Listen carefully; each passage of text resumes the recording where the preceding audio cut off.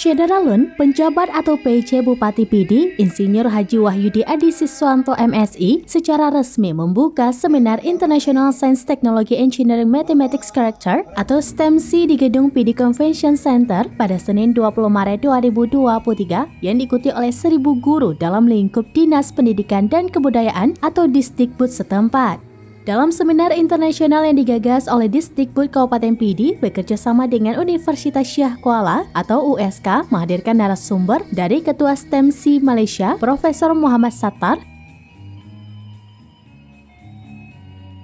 PJ Bupati Pidi kepada seraminus.com usai membuka seminar tersebut mengatakan pendidikan dengan menerapkan STEMC ini akan membentuk karakter peserta didik dari tahap awal sehingga eksistensi siswa tersebut dapat diterima di semua kalangan masyarakat.